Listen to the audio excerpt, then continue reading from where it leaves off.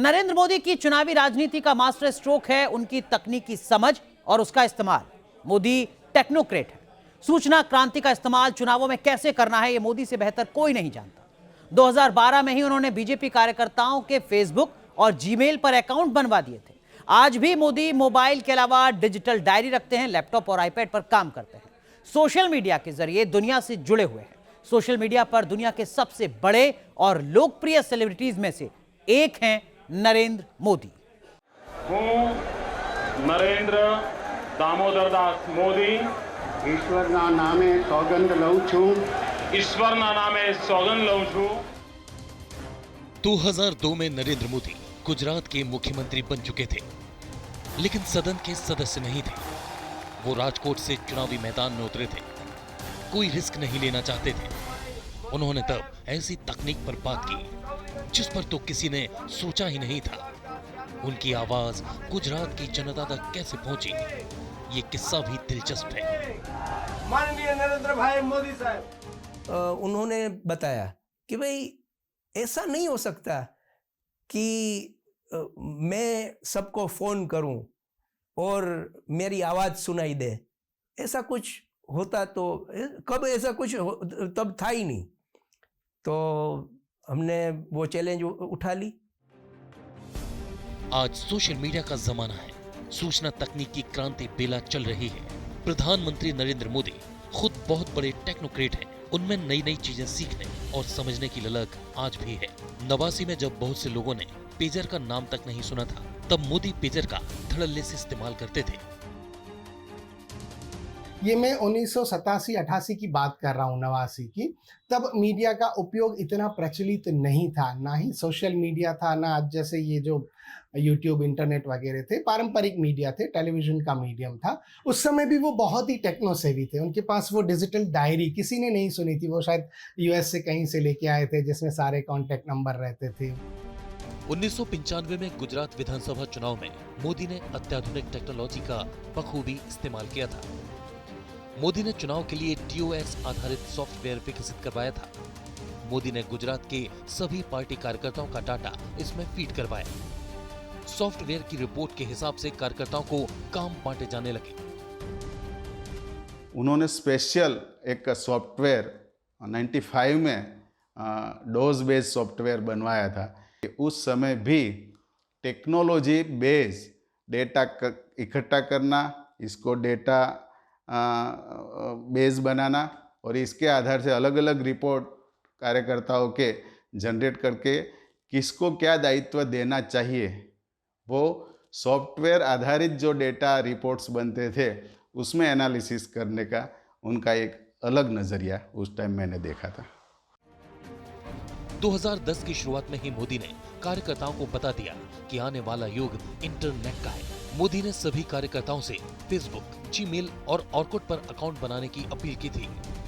इसके लिए मोदी ने बाकायदा एक हेल्प डेस्क का भी इंतजाम किया था।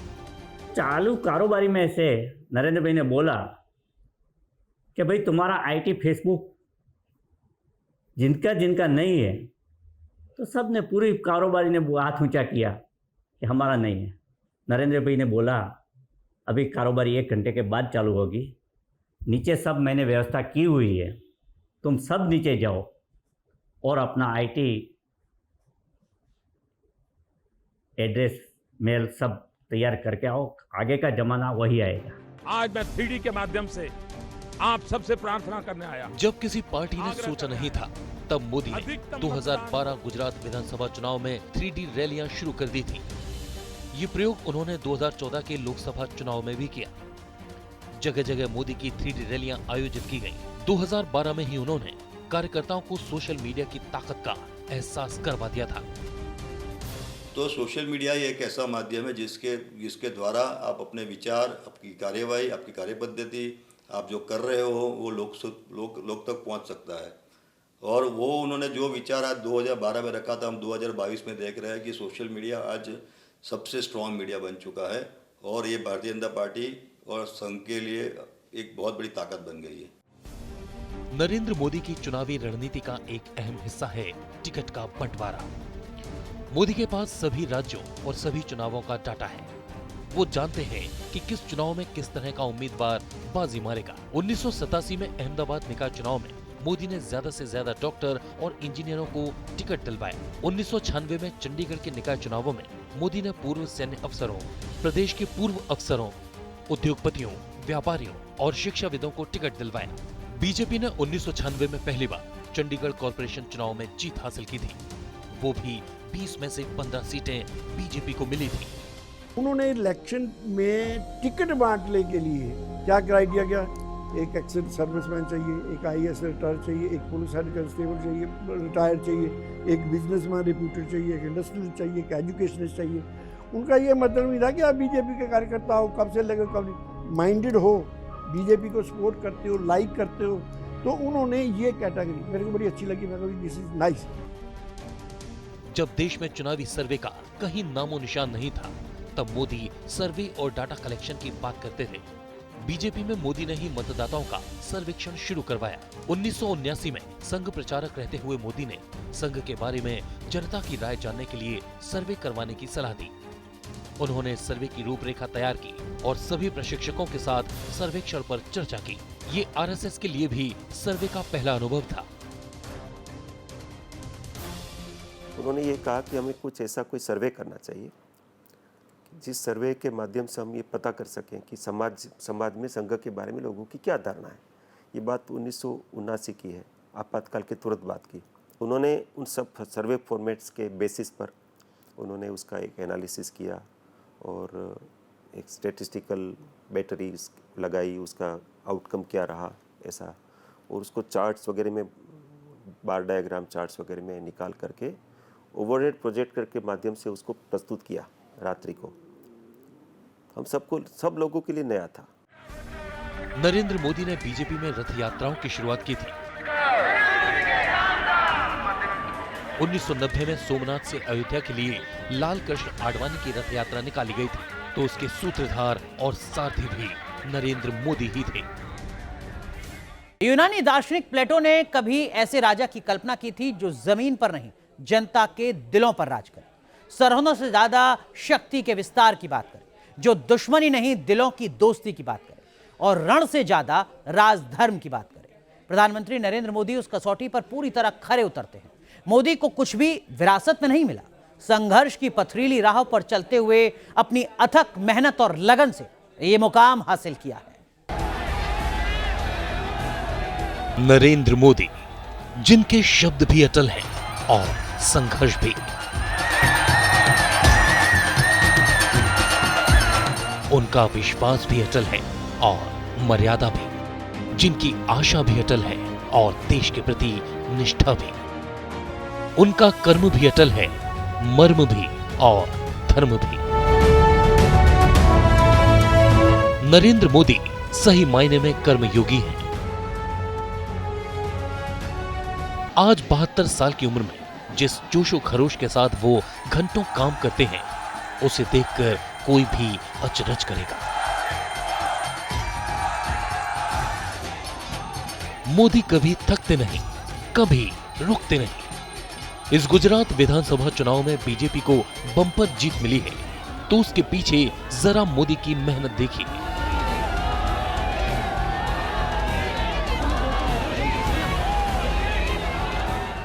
मोदी ने 19 नवंबर को गुजरात में पहली रैली की। मोदी ने गुजरात में कुल 34 रैलियां की। इसके अलावा उन्होंने 4 रोड शो भी किए। अहमदाबाद में मोदी ने 54 किलोमीटर लंबा रोड शो किया। मोदी ने प्रचार अभियान में 154 विधानसभाओं को कवर किया। भारत माता की, भारत माता की। आप अंदाजा लगा सकते हैं कि अगर इस उम्र में इतनी जिम्मेदारी के साथ मोदी इतनी कड़ी मेहनत करते हैं, तो 2-3 दशक पहले उनमें कितनी ऊर्जा रही होगी, किस कदर वो मेहनती रहे होंगे।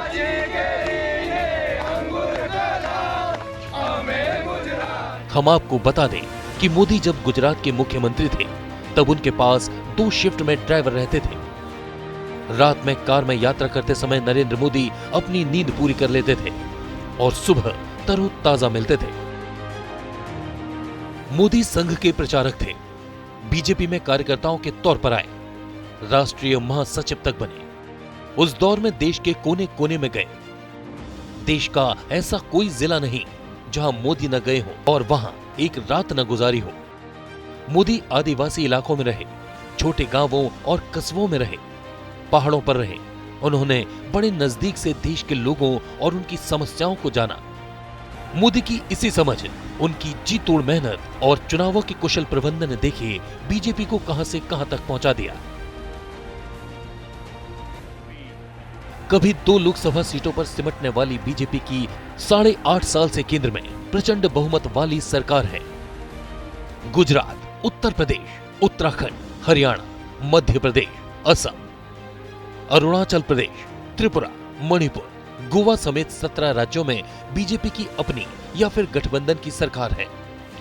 मोदी की अगुवाई में देश के ज्यादातर हिस्सों में भगवा परचम फहरा गया है।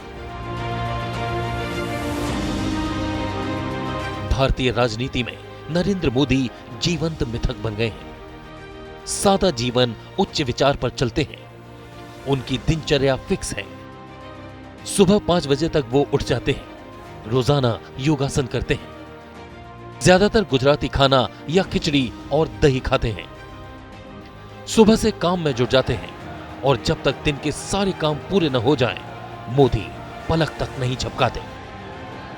जी न्यूज नेशन। पीएम मोदी सही मायने में एक आदर्श है, एक विजेता है। जिस तरह की मेहनत, लगन और कर्तव्य निष्ठा से उन्होंने देश और अपनी पार्टी बीजेपी की सेवा की, वो एक कीर्तिमान है। हमारी खास पेशकश में बस इतना ही। देश विदेश की बाकी खबरों के लिए आप देखते रहिए न्यूज नेशन।